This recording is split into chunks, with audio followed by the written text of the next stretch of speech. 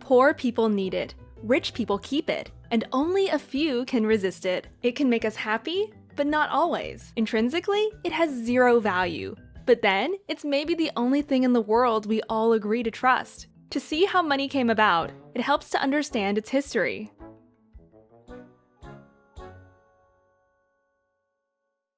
First, there was barter, a system in which people simply exchanged what they wanted with what they had.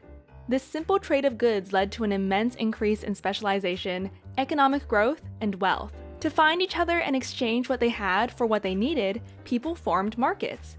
To ensure their produce could be trusted, they later invented brands.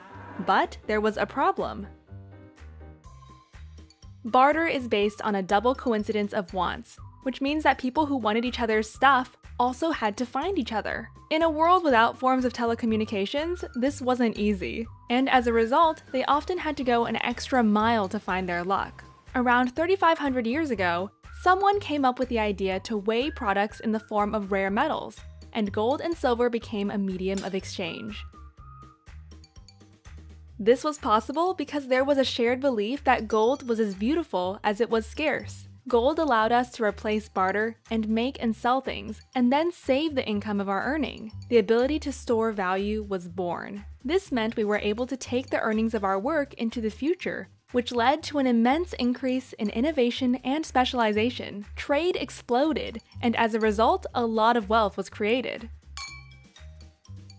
Around 1,000 years ago, some smart businessmen realized that trust itself was as good as gold. In exchange for goods, they simply promised the seller to give them the gold later and handed them a letter of credit instead. Paper notes had the advantage that they were lighter than gold and easier to count, store, and protect. Rulers and politicians then soon realized that they can issue these notes themselves and started prohibiting others to do so. To win the trust of their people, they promised to pay back every note with an equivalent amount of gold. Around 100 years ago, rulers began craving for more money than they had, and so they stopped backing it with gold, and just began printing as many notes as they needed. The so-called fiat money was born.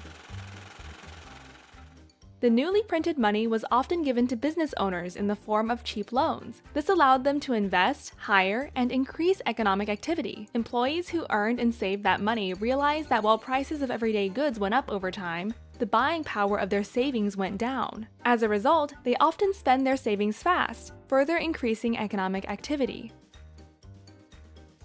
But soon, some began to understand that while their incomes remained relatively flat, housing and company stocks kept rising and rising. Inflation of asset prices happened because while there was more and more money, there was still just the same limited amount of land to buy. Some started to argue that whenever governments print new money, they effectively reduce the savings of the poor and increase the prices of homes usually owned by the rich. This is one reason people began searching for a new form of money.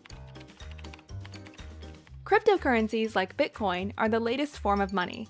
They work just like the others because people can place trust in them.